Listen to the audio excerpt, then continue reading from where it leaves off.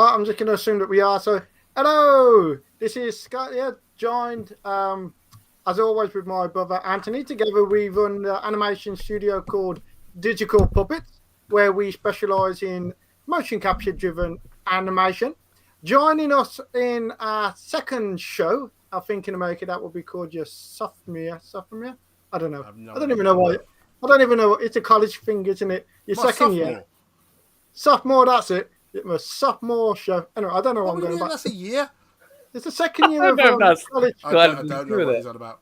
It's the second year of college. And when this is the second episode, it's not. We haven't been doing this for 2 years. No, but when you do the second of anything, it's often described as a sophomore. Is it sophomore? I don't know. I don't even know what the bloody point is. Anyway, forget that. So this is the second episode, and joining us is Nick from Tubers, because in this episode, don't talk yet, Nick. I'm talking right now. Tubers. Hello, Nick from Tubers. So, the whole point of this episode is we're going to chat about setting up a YouTube channel for all you YouTubers out there, or your animators out there that want to become YouTubers, because I know there's a massive demand for that. And Nick, this is something that he does a lot of. He has an academy called Tubers that teaches young kids how to become YouTubers, and he's also doing a lot more. He's building a lot of physical studio spaces so that he can work with content creators and help them set up their own YouTube channels. So basically that's what our conversation. Anyway, Nick, you were trying to say something and I interrupted. Go on. Saying hello. Yeah, he doesn't let anyone talk, to be fair. I'm showing off my amazing, guest interviewing technique. Basically, we kind of touched on the last episode. We was talking about but a lot of people, what we do, and say Nick does, and everything, creative things. And when you're making something creative, you need to get it out there to the world, whether that's a podcast on YouTube or something. And hopefully, Nick will share with us some of his experience and some of his ideas on how to get these things. I'm more than happy to talk about what we're doing at Tubers. Is that a real dog? I never know with you two. Is that a dog, or are you just barking sound effects? That's Scott's real dog. Brilliant. Yeah, more than happy to discuss what we're doing at Tubers and all the training programs we're building with kids. Loving what you guys are doing. Before the show, Anthony just showed me what it looks like in real life with him sitting there on the suit. Yeah, that's so funny. You just got to get fully suited up, and we had a go at it the other day, didn't we? We'll probably talk about that in a bit. Yeah. But yeah, it's so funny. You got to get fully kitted out, ready with a headband and the gloves and everything. You're going to be sweating in a minute. One, yeah, I'm already sweating, and two, it's super tight. So normally I'd put a little video on in the corner so you can see what I look like, but it's not the most flattering thing in the world. So I'm going to keep that one hidden. The whole 3D thing where you just switched all the angles, that's so clever. It looks so good. Yeah, every week I'm gonna try and add a little bit more stuff in to build on. I don't know if you saw our little Mario sat in the corner playing Mario Kart. Yeah, the other one. Yeah, that's it. Yeah, brilliant. It's very clever. Yeah, I can see Anthony's got all these snazzy camera systems set up, but when I try and do mine, you just got to punch in and out. I'm like half out of view. That's how good mine has been set up. Thank you very much, Anthony. Well, fix it then. I've got bloody time to fix it now. We're started the show. Okay, so should have started earlier. Right. Okay. What we started at 1:30. Okay, I think we was 1 minute late. Anyway, doesn't matter. So I think what we agreed before the show is that we would tackle some of the principles of setting up a YouTube channel. And, we'll discuss those as we go along. And then we're going to speak to Nick about, what exactly he's doing at Tubers and the new things he's setting up and trying out. And also what him and Anthony was working on with the motion capture the other day. Yeah, that was good fun. Coolio. Right, okay. So, like I say, I'm just going to go through some general ideas that we can provide people with, especially those that, might not have set up a YouTube channel before. And feel free to interrupt and, agree or disagree or question. Correct. And say you're talking nonsense. Also, I want to point out that this is a live show at the moment, unless you're watching it on repeat. But if you are watching it right now, and right now it's the 18th of September at 8:30 in the UK. I think that's about 5 o'clock, 12 o'clock over in America. And if you're in Australia, you're probably asleep. So anyway, if you are watching it, feel free to drop us a question, and we will very happily answer that question if it's appropriate and suitable for what If we're it's discussing. appropriate. You're just asking for inappropriate questions. Yeah. I'm specifically not asking for that. Right, okay. So it might be more interesting if there were. Right, so let's get started. And yeah, we'll see how this goes. If it's a bit boring, we'll skip on to something else. But anyway, tips and tricks and advice for setting up a YouTube channel. Right, okay. The very first thing I will say, and it is boring advice, I'm afraid, there is no magic bullet that you can do with YouTube and it will make, you know, thousands and millions of people find you straight away. There are things that can certainly help, and I'll get to that in a minute. But the number one rule that you have to stick to is consistency and patience. Because ultimately, most YouTube channels, like 90% of YouTubers, fail because it does take months for, you know, the algorithm to figure out what you're about and, you know, push you in front of the right people, and for you to build up a following and to build up enough of a following that people are watching your video, and that also informs YouTube that your content is worthy of pushing forward to other people. And so, yeah, the problem is that some people can be making videos for months and no one's watching it. Now, if you're paying to, you know, get the content made on your behalf, and you're paying out money each month and you're getting just a couple of views or even just a few hundred views, it can be disheartening and people give up. But often it does take for you to go ahead. So I think in the beginning, you need to just pick a schedule, how often you want to post a week, and maybe that's just one video a week. Stick to that, and then go at it for, you know, 6 to 12 months even. I think that's the hardest thing to do, isn't it? And doing it, because like I think a lot of people will find that they can be going for 6, they're just not getting the views that they want. Kept on going a little bit longer, it might just take that little bit and that snowball effect. So It's kind of like everyone, isn't it? Yeah, everyone who's sort of, sorry to interrupt you, everyone's sort of done well with a YouTube channel will feedback exactly the same, won't they? Yeah. Is that it doesn't feel like you're making any progress at all for probably the first 12 months, to be fair, but just keep plugging away at it, keep getting that consistency of publishing content. I think a reason why you see so many kids, you know, like young people, and I consider young people anyone under the age of 40. But no, what you see most teenagers doing really well on platforms like YouTube and TikTok is that as a demographic, they've got time, they haven't got bills to pay, and they can just, you know, film themselves talking about whatever their hobbies is or whatever their passions are, and they can do that every day, and they're putting out that content.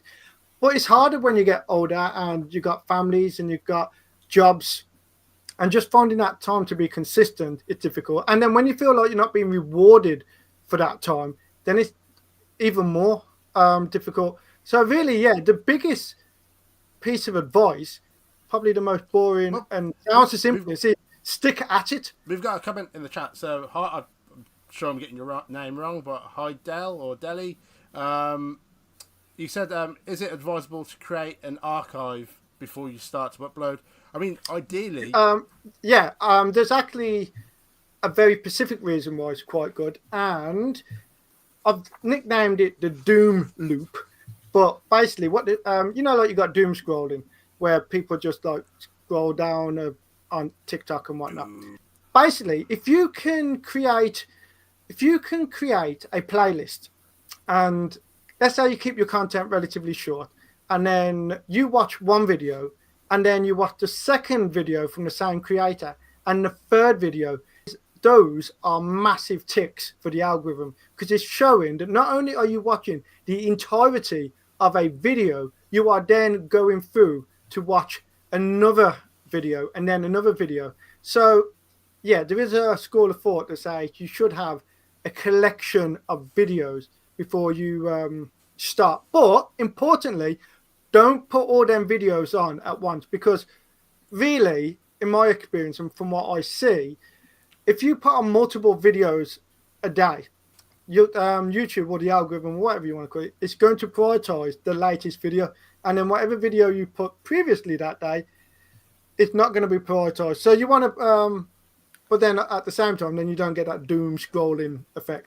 I definitely 100% I suppose batch the content though.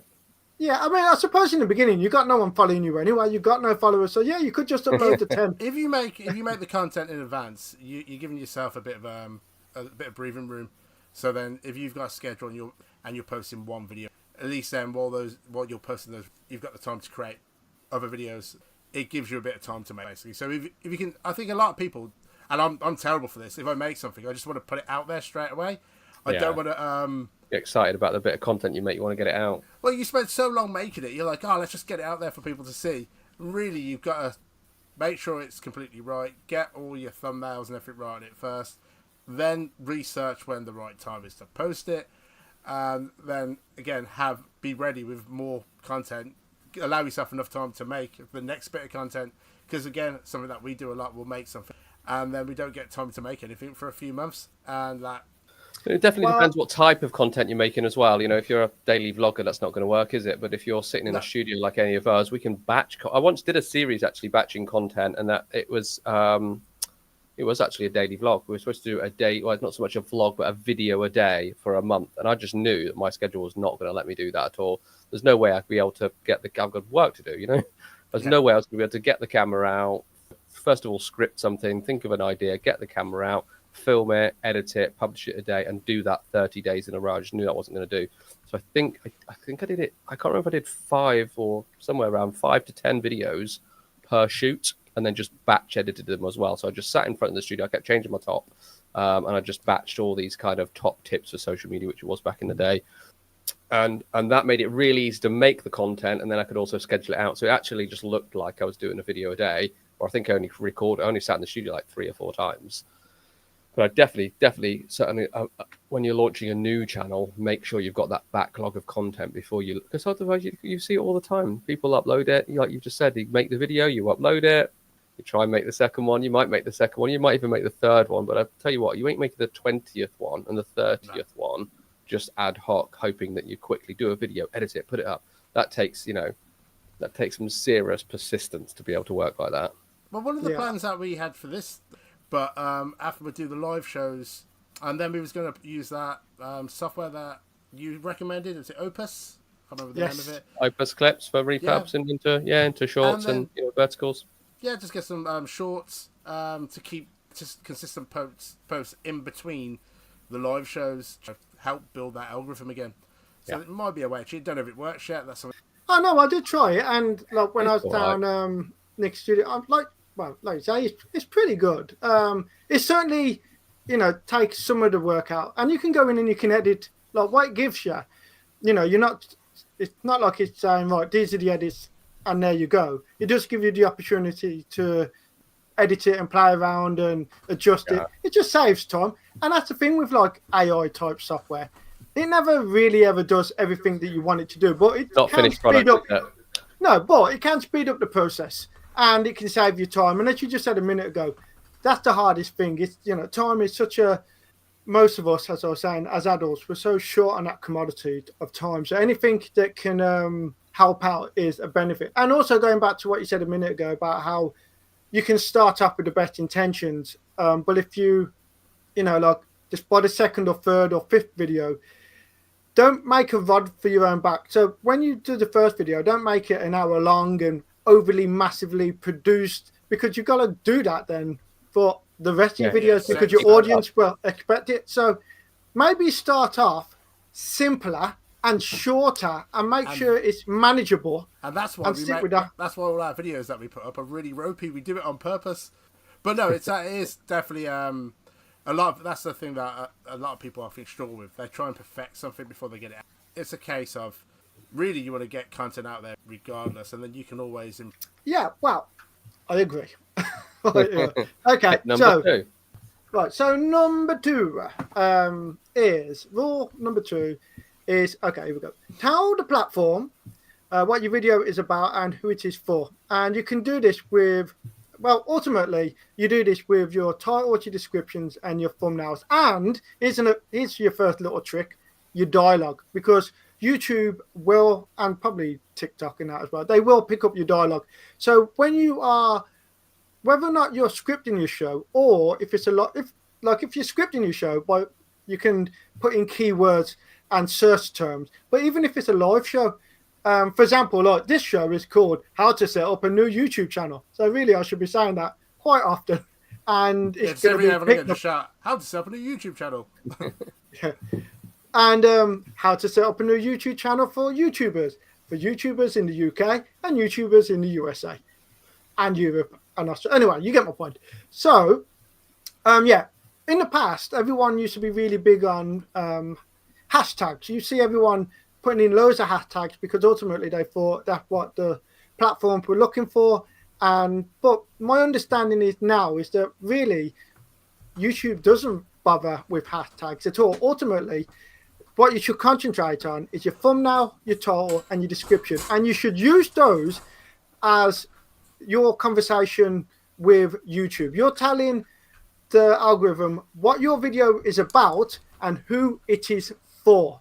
Because with that information, YouTube will then push it towards people that are searching and watching content. And then the next step in that is YouTube wants to see if people will watch it. So I'm not going to linger too much on that. Ultimately, thumbnail, title, description, make sure they've got in terms that people will search for. So for example, this video is how to set up a YouTube channel, because if someone is creating a YouTube channel, that's the sort of thing they might type into YouTube, how to set up a YouTube channel. You might notice that I'm mentioning that quite a lot in my dialogue, which was my tip. Yeah, so I just had to go and open my door because I'm getting extremely hot in here, which is why I found the little. If you see that happening, that means that my character I've disappeared. You walked off. I did see you cut to Mario just playing a bit of a game. Otherwise, you just see me kind of like get up and walk. Actually, I'm anchored. You just see like my body collapse or something. One thing that we used to do, I don't know how.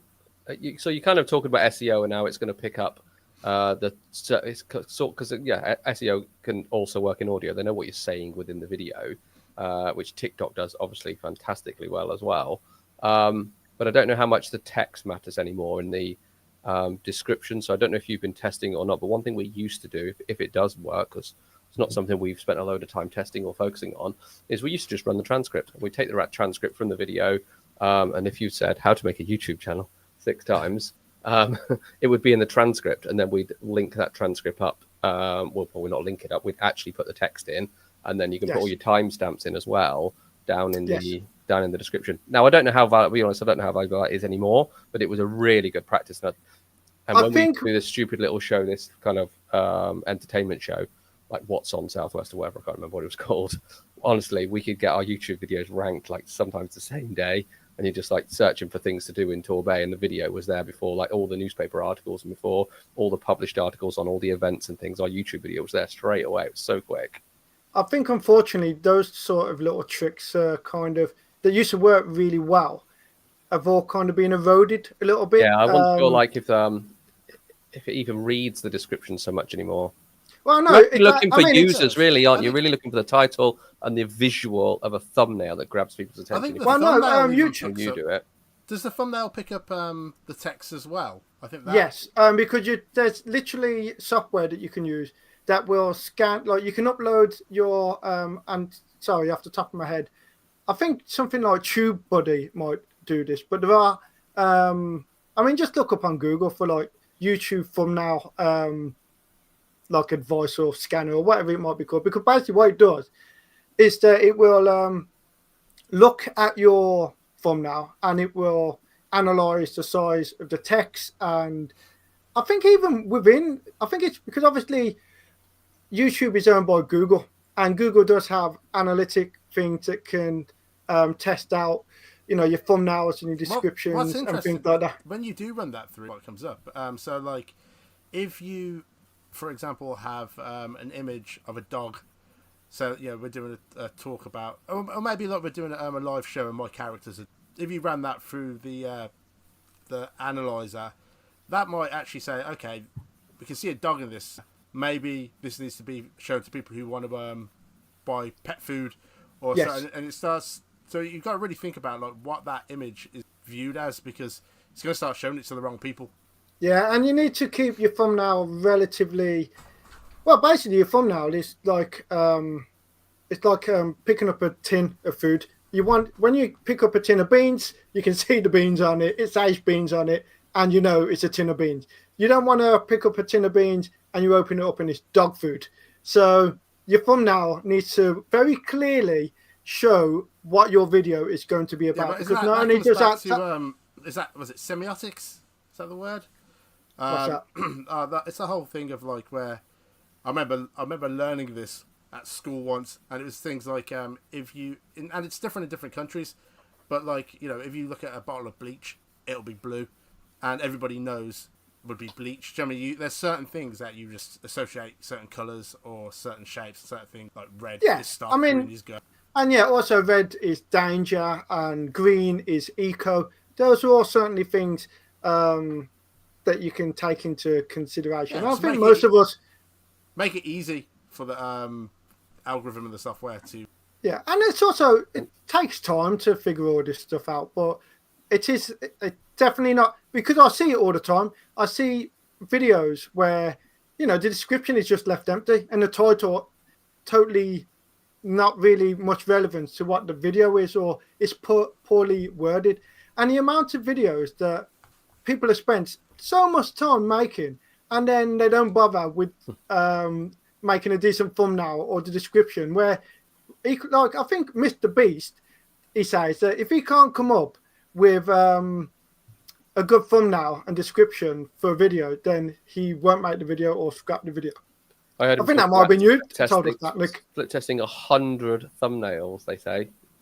Not on your average person, Mr. Beast, that is, which is not an average comparison to make for any normal person. But he says they can make up to 100 thumbnails, certainly before they choose which one's going to work. And they quite often split test them.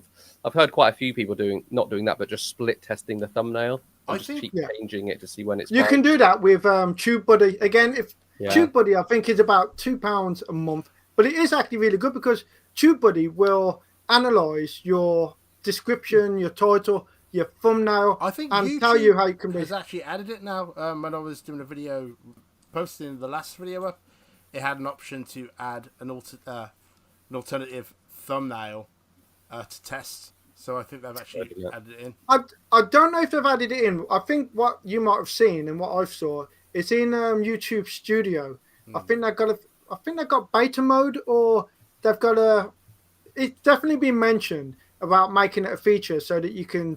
Yeah, I had to apply for it, so I had to do something. I don't think it's available universally at the moment, but it is something that's meant to be coming out soon. And obviously, split testing. I mean, you can split test your description, your title, your thumbnail. You can split test everything, and it's a way of test. Mind you, the one thing I find though is that for this split testing, it's that if you upload a video, dies. Ultimately, it seems to be that your first day is the most important, because that's when YouTube or any platform, because they all seem to work in the same way. It's like you upload your video and it's going to show your video to a small pool of people. And if they like it and watch it enough and share it, it will open it up to more people. Same as also and if they really, like it, yeah. If you don't get that success straight away, then it doesn't matter how much you change your thumbnail and change your description. Your video is pretty dead. What I would probably recommend is just unlisting your video. And apparently it's bad practice to delete a video, but unlist it, re-upload it again, and try a new title, new description, new thumbnail. That test and compare on the thumbnails is live. I've just tested uploading a little video sample while we were chatting. And then just as soon as you've uploaded a video, it gives you a thumbnail option. You can do test and compare, and you can upload 3 thumbnails. And it says you can learn which ones your viewers like best. Do you know what? One of the tips I heard... Pretty good. Up to 2 weeks, it says to wait as well. Upload 3 images and wait 2 weeks. To see what the difference is. Just to see how it picks up. But then once you start figuring out which ones work, it will give you a formula going forwards. You should be able to start figuring out what will... But one of the tips that I found that the thumbnails, they like faces. And you'll see this, I mentioned it, you'll see a lot of the will have like someone looking happy, sad, scared, or whatever it is. But you can pick that up like your brain picks that up extremely quickly. Like you can tell like whether you get an idea of what the video is about by the person's and how. If you just look at the last ones right now on Mr. Beast, there's no text anymore other than like day 6 on the channel. They're all facial expressions. Really. Well, what I'll chip in. Huge images. What I'll chip in there before I forget is that all this stuff that we're saying about getting a title right and the thumbnail right, all that matters a lot when you're starting out. Once you've got a massive following, it doesn't really matter as much because you've got all them people that are going to watch your video. Mr. Beast could make a video about pigs and title it horses and just whack the keyboard for the description. And he's got 100 million. If you see some of the videos when he uploads them, really, you can see in like 3 hours that he's got, hundreds of thousands of views, and that's absolutely correct. It's like that. No one's looking for the thumbnail; they've got their notifications on, or they instantly get recommended to Mr. Beast. I mean, we're making a comparison for the biggest YouTuber that ever existed, and a billion miles away from anybody else. But if that's what we're aiming for, you're right in the sense, definitely, that once you've sort of built up that following, and you're going to get shown enough people automatically. You're going to get notifications from people. There's obviously email notifications, any socials that it's put out on. So it gets found really, really quickly. But I'm just scanning through now. He's gone back hundreds of videos and restyled all the thumbnails because they used to be big text. He used to have a lot of text on them and tried to explain what was happening in the video in the text, which I've tried. Just how do you simplify into like 1 or 2 words what's happening in this video? Or actually, if you scroll past now, first 150 videos are all image based. In fact, I'm going down to 200 first. The last 200 videos, all the thumbnails. Has he done that to renew the videos though? Try and get more new viewers. Nah, I reckon he's probably branding, if anything. They're getting better as well. They're getting more cinematic, aren't they? And there's so much money going in. Like 11 days ago, 96 million views. That's... Mind you, I mean, I won't even bother getting into that topic. Forget that. Anthony, I can see that we've got a couple of more comments from Delhi. There's another. If you wanted to create a multiple channels, is it best if they're attached to different limited companies? In the case of one channel going down for whatever reason? Well, a limited company, if you're talking in the sense of, like a business, official thing set up, if your channel goes down, that isn't going to affect the limited company. I suppose if you got all your channels linked on YouTube, one channel gets taken out, does it affect the other ones? I don't know. Unfortunately, I have no idea. That sounds like a question for ChatGPT or someone who knows more than me. But in this particular instance, I don't really know how connected YouTube. Like, if you have multiple YouTube channels, I think if one gets taken down, my understanding, and I might be totally wrong about this, is that your other channels aren't going to go like dominoes. They won't get affected. The other ones, I think they get judged individually. Whether or not your other channels get audited because I've spotted one of your channels as being I don't think so. I don't think it would work like that. Well, the obvious thing is don't make content that's going to get your channel taken down. Like, first of all, why are you uploading any sort of content that's going to take your channel down if you're being a limited company? So there's bigger questions to be asking. I wouldn't be worried about trying to open lots of different channels, certainly not attached to one limited company. First of all, you've got to work out how to manage it. You don't want to be duplicating content. You're expecting original content to be on each individual channel, unless you've got some sort of creative team. We've got a creative team of 5 people in here full time, and I wouldn't manage multiple channels either. I'd focus on one really good channel.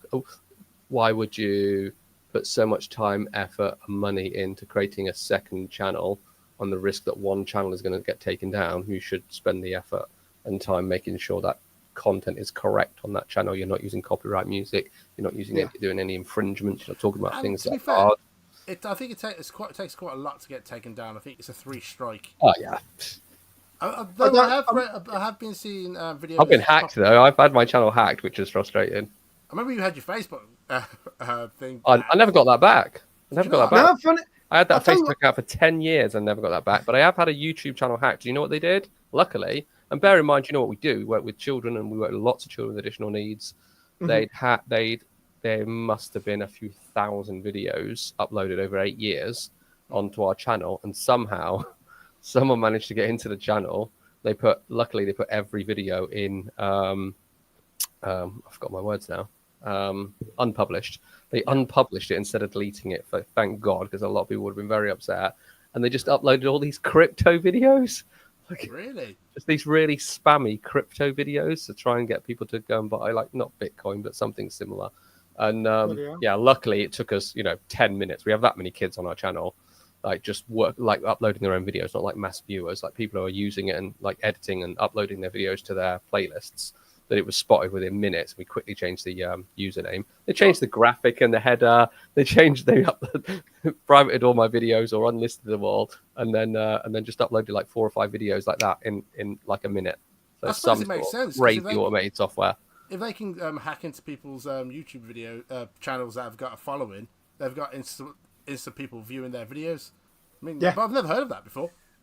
I mean, I know some people that have. I know some people that what they do is they set up a new channel and they upload IP that doesn't belong to them. So, like famous IP, and they try and get all the people following them, and they try and build up a follower base before they get kicked off.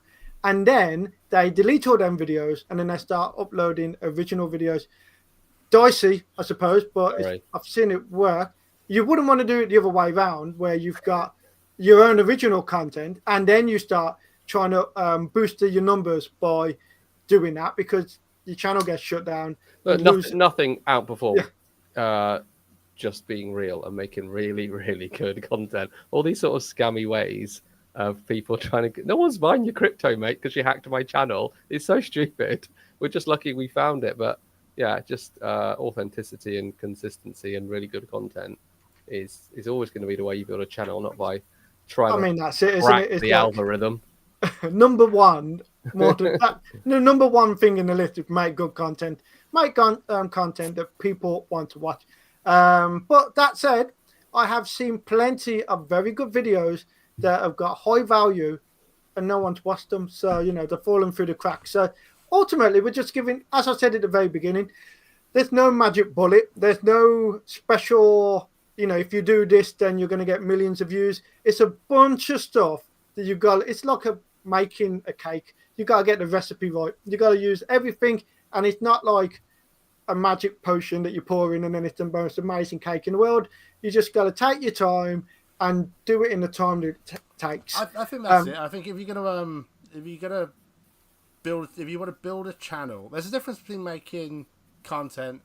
If you want to just make the content, then you really have to give it to somebody who's willing to build the channel. Because I know, like, again, with ourselves, we'll make the video, but the thought of then having to research and do all the SEO and all that, it's not really what someone we else's enjoy. job, isn't it? You got to give it to somebody else. Yeah. It's true. When you have a creative team, it helps a lot where you can divvy up those jobs. And so, yeah, if you're good at being on camera, do that bit. And if you're great at post-production, do that bit. And if you like doing all the listing and the SEO and the thumbnails, do that bit. Not everyone's lucky enough to sort of have a creative team or even another person to work with. You can outsource that sort of stuff. Get a list of tasks together and get someone to remote to do the stuff that you hate doing. Because there's people out there who love all that stuff. Yeah. Like, they literally, they research it, they love doing it. And that's the thing, the key of finding a good creative side, good presenters. And yeah, so if you are really looking at building a channel properly, not to say you can't do it on your own. I should also add in, for anyone that didn't watch our show last week, which is probably most people, is that, we're talking about how to build up a YouTube channel, and most people are going to look at this YouTube channel and go, hang on, there's nobody bloody watching it. So what are you talking about? Okay, well, it will prove the point if in 1 year's time, we have lots of viewers. You do it consistently. But the only way that will happen is if for the next year, every week, we do the posts and then we start and we build the channel. I suppose that if you're watching this in a year's time and we have been posting a video every week and we still got no followers, you might as well just stop the video now. Just stop the video. It doesn't work. You've got another question. Oh, is it worth publishing in multiple languages? Yeah. I mean, like some of the most viewed videos, I think, are like from countries like Spain and India. I remember there was again, like, I don't know if this works anymore, but I know people used to release their videos in where it had like it was easier to get the algorithm or something, but they'd get a bunch of views. So like they get their viewer base up, The viewership and then up. get the viewership up, bring it over to. But Yeah, again, but I think the problem there is that that's like a trick that people try, but then when they try to move their viewership over, let's say That's why they pick a country like India and they target their videos originally at that country, but then when they later try and change it to, say, America, they have a really difficult time trying to get the algorithm to stop, to show the video where they want it to go.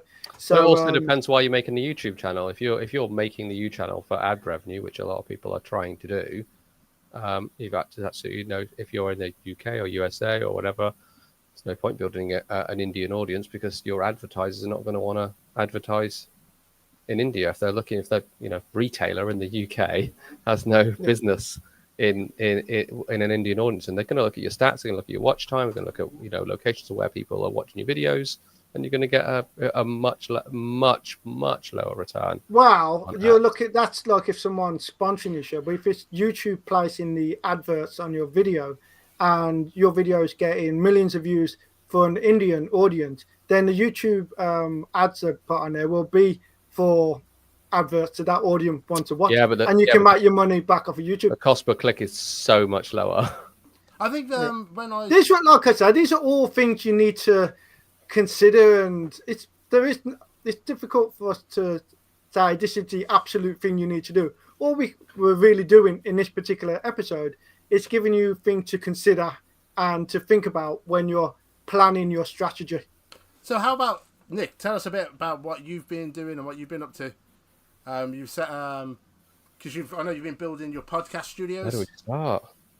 Yes, we've been building podcast studios. We're juggling loads of stuff at the minute. So yeah, just started building some podcast studios pretty much for this reason. So we can start making our own in-house content.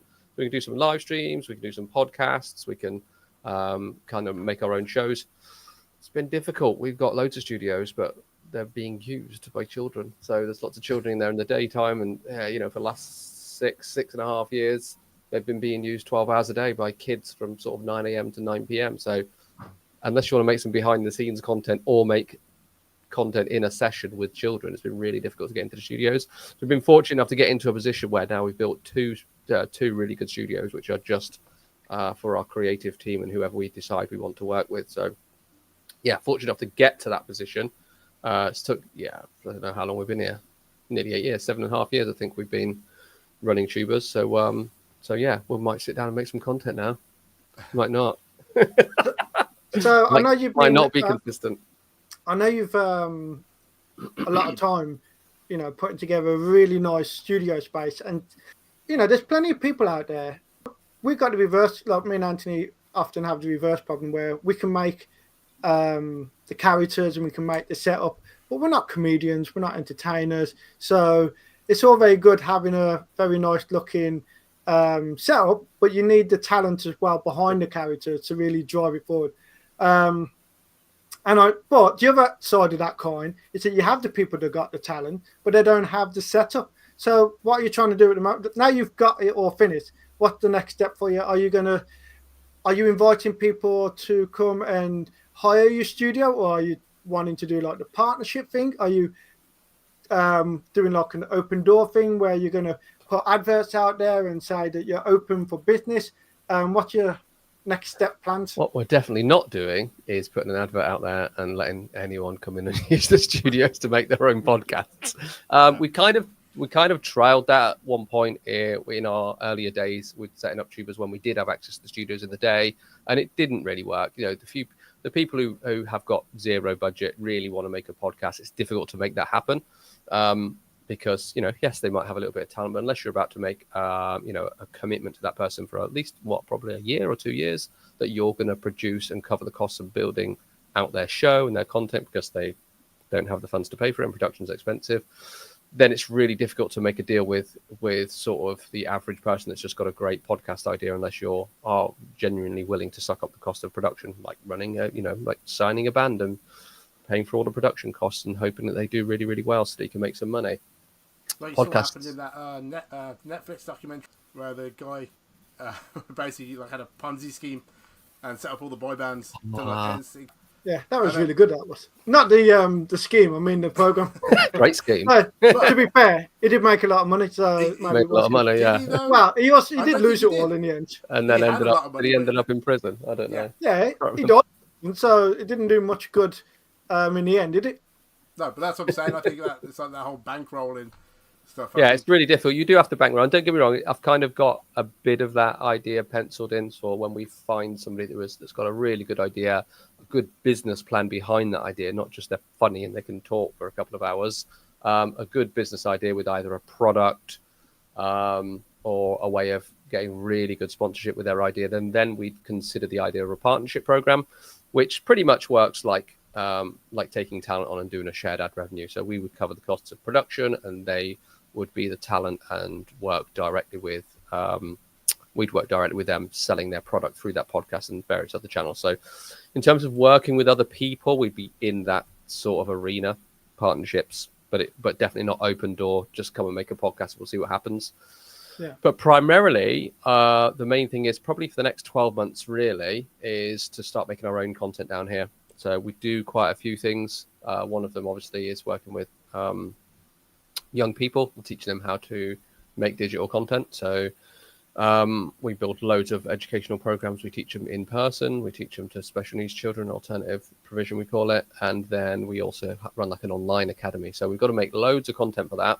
And we want to have discussions around creative and digital industry. So interviewing people like yourself on our show, coming into the studio and talking about what it's like to be an animator, illustrator, what the business is like, where you see it going, the conversations about AI and how that might affect the industry, what skills young people might really need, what opportunities are available in the market for them, what struggles do you have. Those are sort of interesting conversations for young people to be able to have, not with educators, but with people in the industry, with proper creatives that have done it, so they can make a decision whether this is the route that they want to go. Yeah, I mean, that would be when me and Anthony first started, we didn't go the university route, and we literally had normal other jobs, and we was doing, like our design work as a part-time thing. And in regards to animation, like YouTube, I think came out in 2005, and I started learning animation around that time. And obviously, YouTube it wasn't the library of everything that it is now, so it wasn't even a consideration. So back then, I was just buying books, and we was down in the southwest of England. Though originally we're from Birmingham, but at that point we was down in the southwest of England, and there was no one down. There was no animation studios around us. There was no one doing what we did. We had nobody to ask. And yeah, it's nice going to university and that, but sometimes the people that teach you in them places don't necessarily experience working, getting the jobs in, or maybe working in studios and stuff like Not that. just sometimes, almost all the time. Well, some of them people might be watching, so let's be charitable. But what I mean is that it is nice to be able to interview people that are doing the thing that you want to do. Yeah. And because there's advice that I give to people now, and things that I can tell people that will help them skip, like stuff that took me and Anthony years to figure out. They can skip over that and get, Well, I think that's always a good question. It's like, somebody who's doing something the same as what you want to do, finding out how they did it, because everyone's story is different. Some people might go down the university route.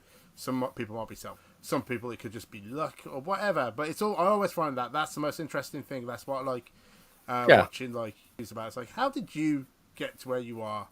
That's mostly the podcasts that I listen to or videos that I watch, is how things were done, how listening to somebody else's story of how they got started. Because you remember when you're younger and you just haven't got a clue. You've got to this age, like we're sort of mid-40s. I'm slightly older than you guys think, aren't I? I think I am. Anthony's just turned 5. No, And you've built up this last 20 years of 25 years of experience of being an adult, and you've learned all these different things. You've tried different industries, you've worked in different areas. I've worked in different areas. Everyone's failed at something. I had a first business which was like an art gallery, and I learned so much from opening an art gallery and a picture framing business that I use today, mostly what not to do, but that's really important. Oftentimes, you still learn carry on most through from today. your mistakes. Oh yeah, 100%. And so those conversations that children might not be able to have direct with you, they can watch in content, but then you've got to find really interesting ways to do it. So we've got to have fun with the podcasts, especially if you expect a child to pay attention for an hour or an hour and a half. You've got to find a really good way, which generally isn't try to make them sit there for an hour and a half. It's chop that up into a bunch of shorts, get the snippets out of it, and try and see if you can get the message across, which might lead on to them consuming slightly longer form content. This is a problem now with the way that we consume and probably still do consume. It's very different to a couple of generations. I think they do need. I don't think it's attention spans. I think it's just how they've been conditioned to. It's efficiency. Videos have become more and more efficient. Like here's the information straight away. That's really interesting angle. Is it efficiency? Yeah. Remember, a lot of the advice, even when we started out, we'd start a video, go, "Hi guys, my name is Nick, and welcome to my video. And today we're going to be talking about this fantastic mouse here and everything that you can do with it." Well, everyone's left by now already. That video. Mouse. Next video. Keyboard. Next video. Yeah, mouse. Too bad. Right here. So, in my TikTok shop. I mean, I've mentioned this before. It's like, I go back to it. Music's changed because of Spotify. There's now no long intros in music anymore. The long intro is dead. Or any intro is dead. Straight into it. Musicians I've spoke to say they have to get because otherwise they lose their monetization on Spotify. So it's changing. Here is a solid tip for anyone watching. So this is tip number 2. Look up a software online called StudyFetch. And this software was kind of set up for students that, like what we were just saying then, there is still a lot of YouTube videos when you want to learn something, and the video is like an hour long, and yet the information you actually need is normally just about 3 minutes long, hidden somewhere within that video, most often at the end, but not always. So if you use StudyFetch, so that I think it's www.studyfetch.com. If you use StudyFetch, you can take the URL address. From our sponsors, StudyFetch. Yeah. Well, no, this is important because I've used it really well. You can paste the YouTube video into StudyFetch, and then it will give you 2 things. Number 1, it will turn it all into a script, but it's got AI connected to it, so you can then ask the AI information based on the transcript. So you can then say, so for example, if I wanted to learn how to do masking in Premiere, and the video is an hour long, when you put it into StudyFetch, you can then say to the AI connected to it, at what point does it explain how to use masking? And it will literally tell you, right, at this particular point, and it will highlight the main points of the video, and you save yourself an hour because you get the information straight away.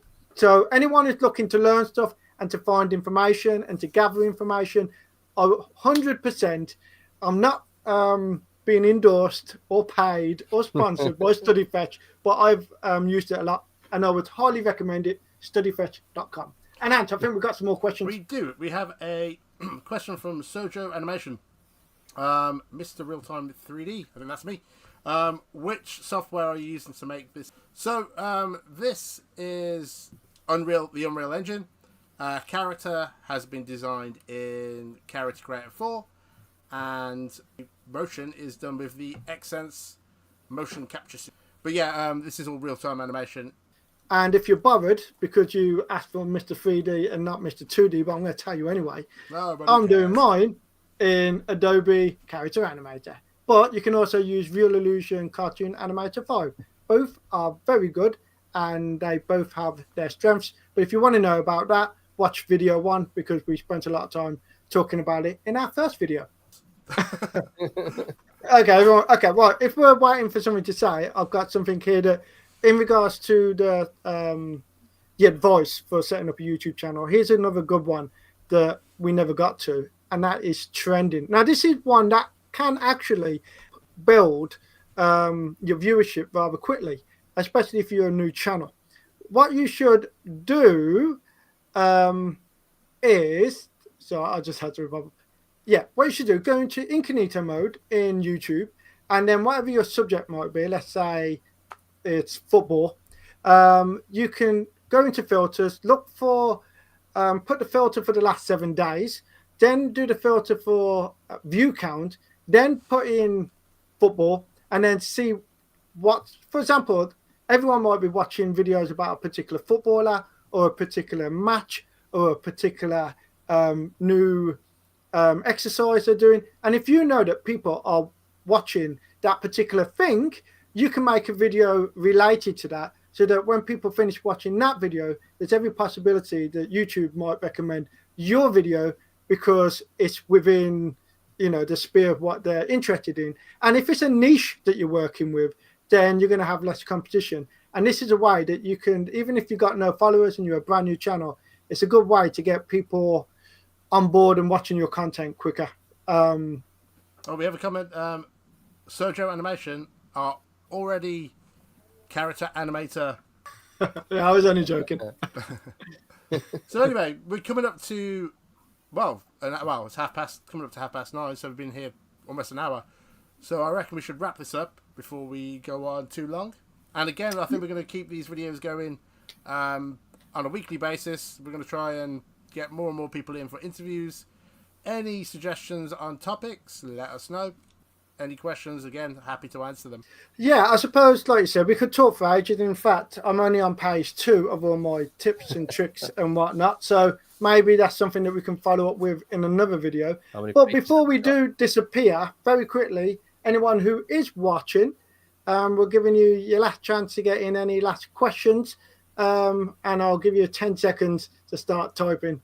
And if we don't see anything, yeah, then we'll works say... with the delay, the time delay. Yeah. So we better get typing fast. So it'll be au revoir. But on that note, we'd like to say thanks to Nick for joining us on our Seymour, what was it? Seymour year episode. Oh, what's that about? Sophomore. Sophomore, yeah, I don't know if that even makes sense or not. I don't know. I explained it perfectly at the start of this video, I think. So I'll revisit that. No, it's been good fun. It's been good fun. I've enjoyed it. Yeah, I only felt like we've been on it for about a minute, really. But hopefully we've provided people with a bit of information. And if you don't want to sit through the whole video, go to StudyFetch and just get the highlights. Fair enough. Like that. Cool. Okay. And on that note, Thanks a lot, guys. Catch you later. See you later. Bye. Thanks for watching.